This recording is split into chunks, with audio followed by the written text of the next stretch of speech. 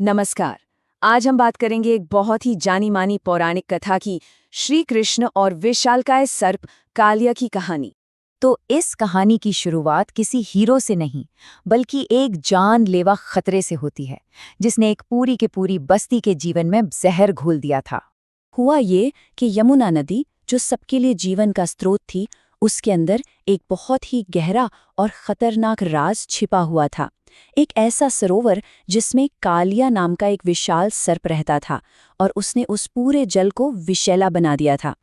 अंदाजा लगाइए, कालिये का जहर इतना ज्यादा ताकतवर था कि उसने नदी के उस हिस्से को एक डेथ जोन में बदल दिया था।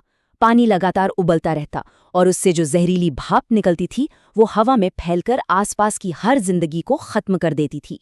मगर इस बढ़ते हुए आतंक को चुनौती मिलने वाली थी एक ऐसे युवा नायक से जिसका अवतार ही खास तौर पर ऐसी बुरी ताकतों को खत्म करने के लिए हुआ था।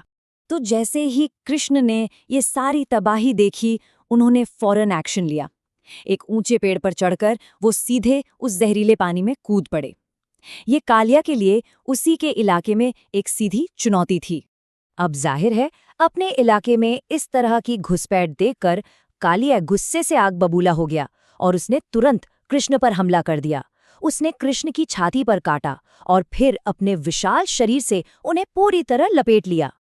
आप सोचिए, किनारे पर खड़े उनके परिवार और दोस्तों के लिए ये मंजर कितना खौफनाक रहा होगा। उन्हें लगा कि उनके प्यारे कृष्ण को कालिया ने हरा दिया है और वे सब दुख और डर के मारे वहीं गिर पड़े, ये मानकर कि अब सारी उम्मीदें खत्म हो चुकी हैं। लेकिन जो बाहर से हार लग रही थी, वो असल में सिर्फ एक दिव्य लीला की शुरुआत थी। तो चलिए अब इस कहानी के सबसे आइकॉनिक, सबसे यादगार हिस्से में चलते हैं। अपने लोगों की ये हालत देखकर कृष्ण ने अपनी असली शक्ति दिखाने का फैसला किया। उन्होंने अपने शरीर को इतना विशाल बना लिया कि कालिये की पकड़ टूटकर बिखर गई। और फिर जो हुआ वो वाकई हैरान करने वाला था। वो उछले और सीधा कालिये के कई फनों के ऊपर जा खड़े हुए और वहां उन्होंने नाचना शुरू कर दिया। अब देखिए, ये कोई आम नाच नहीं था, ये तो कृष्ण की दिव्य शक्ति का प्रदर्शन था। एक ऐसा जबरदस्त हमला जिसने कालिया के 1000, जी हाँ, पूरे 1000 फनों को कुचल कर रख दिया। जब कालिया बुरी तरह से हार गया और खून उगलने लगा, तब जाकर उसे एहसास हुआ कि ये कोई आम बालक नहीं है, ये तो खुद भगवान है। और उसी पल उसने मन ही मन भगवान के सामने पूरी तरह से सरेंडर कर दिया। अब जैसे ही कालिया मरने की कगार पर था, कहानी एक बहुत ही दिलचस्प मोड़ लेती है। कालिया की पत्नियां यानी नागपत्नियां बाहर निकलीं और अपने पति की जान की भीख मांगने लगीं।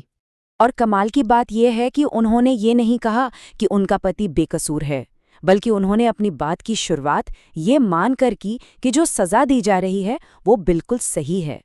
तो उनका नजरिया देखिए, उन्होंने कहा कि कृष्ण का ये गुस्सा सिर्फ एक सजा नहीं, बल्कि ये तो उसे शुद्ध करने का एक तरीका है, एक तरह की दया है जिससे उनके पति के सारे पाप धुल जाएंगे। तो आखिर में उनकी जो अपील थी वो इंसाफ की नहीं बल्कि दया की थी। उन्होंने कहा कि हम जैसी औरतों पर तरस खाइए और हमारे पति जो हमारी जान है उन्हें हमें वापस लौटा दीजिए। नाग पत्नियों की इतनी सच्ची प्रार्थनाएं सुनकर कृष्ण का दिल पिघल गया और उन्होंने दया दिखाई।